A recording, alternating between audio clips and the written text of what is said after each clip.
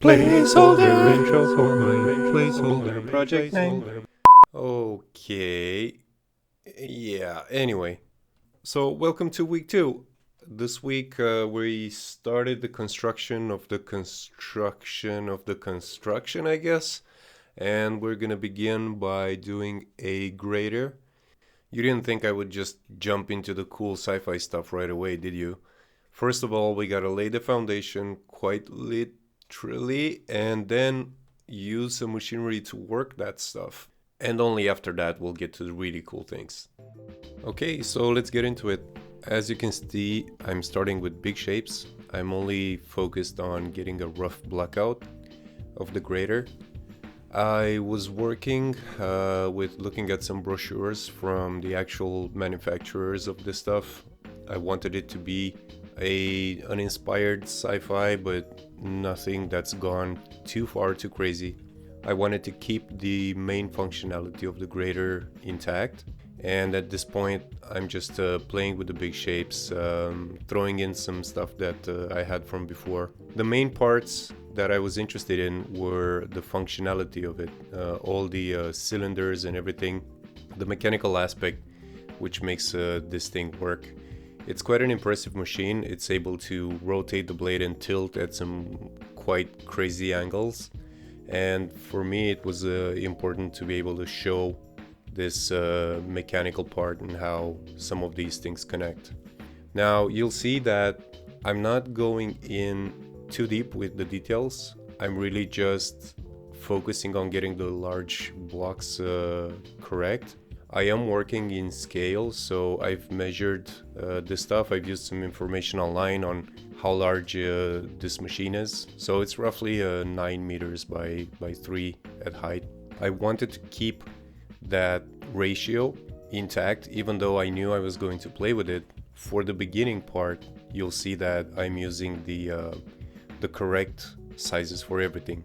The main part that I'll be adjusting is the cabin, because I want this to be an autonomous vehicle, so it doesn't need any space for a driver or anything like that. In terms of the modeling itself, you can see it's quite simplistic work. It's push and pull using boxes, duplicating, extruding, inset, stuff like that. So very simple operations for most of the work, but it's already starting to come along in terms of details. I'm trying my best to stay focused on the mid and large shapes. I don't want to get too deep into it, but every now and then you'll see me throw in a smaller detail, just because it helps me get a bit of information on the detail density. So even though I'm doing a rough blocking of the vehicle, I'll throw in this small type of detail just because it helps me gain my footing in terms of the small details.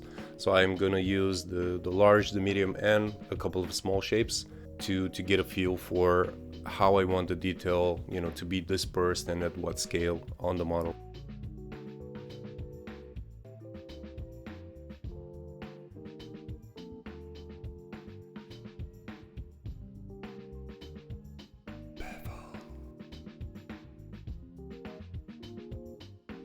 At some point during the modeling, I like adding some basic materials. It gets me excited. It gives me a better idea of what the model is going to look like at the very end. So even though I'm not done with the modeling part, I like throwing in some really basic colors and use them to get some information about the composition, the color scheme, things like that. So that's why you can see me here just throwing in some really basic things, and then once I do that, I keep adjusting stuff and continue modeling as before. And at this point, I kept repeating these steps until I finished my grader. It's time to introduce a new section this week, something small and cute, which I like to call dank paints. Oh! On this week's episode of Dank Paints, I'm going to show you this sketch. It was done on my iPad in Procreate. Huge shout out to them. Thank you so much for hooking me up. And I hope to see you guys soon. You guys rock. And here's some work in progress renders. Nothing too crazy. The model was quite simplistic, so it didn't need any crazy detailing.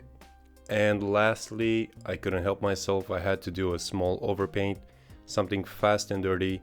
I'll be doing this for most of the vehicles I'll produce for the project, and that's about it.